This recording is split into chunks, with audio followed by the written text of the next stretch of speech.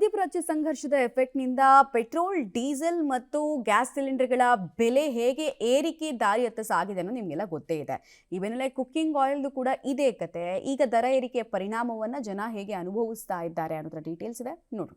Petrol, diesel ದರ ಏರಿಕೆ effect. ಅಡುಗೆ ಮನೆ ಒಳಗೆ ದರ ಏರಿಕೆ ತಾಂಡವ. ಅಡುಗೆ ಎಣ್ಣೆ ದರ ಮತ್ತೆ ಏರಿಕೆಯತ್ತ. ಖರೀದಿದಾರರ ಸಂಖ್ಯೆಯಲ್ಲೂ ಕೂಡ ಇಳಿಕೆ. ಮಧ್ಯಪ್ರಾಚ್ಯ ಯುದ್ಧದ ಎಫೆಕ್ಟ್ ದೇಶದೊಳಗೂ ಒಂದೊಂದೇ ಸಮಸ್ಯೆಯನ್ನ ಹೆಚ್ಚು ಮಾಡುವ ಮೂಲಕ ಜನಸಾಮಾನ್ಯರ ಮೇಲೆ ಪರಿಣಾಮ ಬೀರುವಂತೆ ಮಾಡ್ತಿದೆ.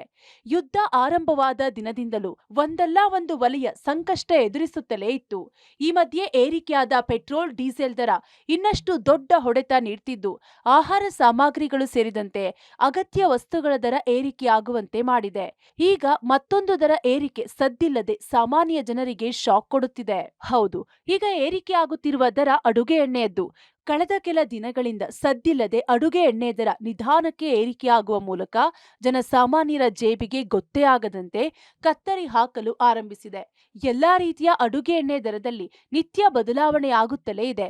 ಕಳೆದ ಒಂದು ವಾರದಿಂದಂತೂ ನಿತ್ಯ 1-2 ರೂಪಾಯಿ ಏರಿಕೆ ಕಾಣುತ್ತಲೇ ಇದೆ. ಪರಿಣಾಮ ದರ ಏರಿಕೆ ಬಿಸಿ ಜನಸಾಮಾನ್ಯರಿಗೆ ತಟ್ಟಲು ಶುರುವಾಗಿದೆ.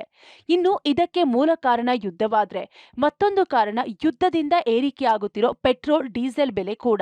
ಈಗಾಗಲೇ ಯುದ್ಧದ ಕಾರಣ ಹೊರ ದೇಶಗಳಿಂದ ಪೂರೈಕೆ ಆಗ್ತಿದ್ದ ಸೂರ್ಯಕಾಂತಿ ಪೂರ್ಣ ಪ್ರಮಾಣದಲ್ಲಿ ಆಮದಾಗುತ್ತಿಲ್ಲ. ಇದರ ಜೊತೆ ದೇಶದಲ್ಲಿ ಏರಿಕೆಯಾಗಿರುವ ಪೆಟ್ರೋಲ್, ಡೀಸೆಲ್ ದರದಲ್ಲಿ ಟ್ರಾನ್ಸ್ಪೋರ್ಟೇಷನ್ ದರಗಳು ಏರಿಕೆಯಾಗಿದ್ದು ಇದರಿಂದಲೂ ಅಡುಗೆ ಎಣ್ಣೆ ದರ ಏರಿಕೆಯಾಗ್ತಿದೆ. ಪ್ರತಿ ಬ್ರ್ಯಾಂಡ್ಗಳ ಮೇಲೂ ಹೋಲ್ಸೇಲ್ ದರವೇ 2 ರೂಪಾಯಿಯಿಂದ 5 ರೂಪಾಯಿ ಜಾಸ್ತಿಯಾಗಿದೆ. ಇನ್ನು ರಿಟೇಲ್ ದರಗಳು ಇದರ ಜೊತೆಗೆ 2-3 ರೂಪಾಯಿ ಜಾಸ್ತಿಯಾಗಿದ್ದು ಸಾಮಾನ್ಯನಿಗೆ ಹೊರೆ ಹೆಚ್ಚಿಸಿದೆ. ಹಾಗಾದ್ರೆ ಅಡುಗೆ ಎಣ್ಣೆ ದರ ಹೇಗಿದೆ ಅಂತ ನೋಡೋದಾದ್ರೆ, ಅಡುಗೆ ಎಣ್ಣೆ ದುಬಾರಿ. ಸನ್ಪ್ಯೂರ್ ಹೋಲ್ಸೇಲ್ ದರ 169 ರೂಪಾಯಿ, ರಿಟೇಲ್ 172 ರೂಪಾಯಿ. ಫ್ರೀಡಮ್ ಆಯಿಲ್ ಹೋಲ್ಸೇಲ್ 170 ರೂಪಾಯಿ, ರಿಟೇಲ್ 173 ರೂಪಾಯಿ. ರುಚಿ ಗೋಲ್ಡ್ ಹೋಲ್ಸೇಲ್ 142 ರೂಪಾಯಿ ಆಗಿದ್ರೆ ರಿಟೇಲ್ ದರ 146 ರೂಪಾಯಿ.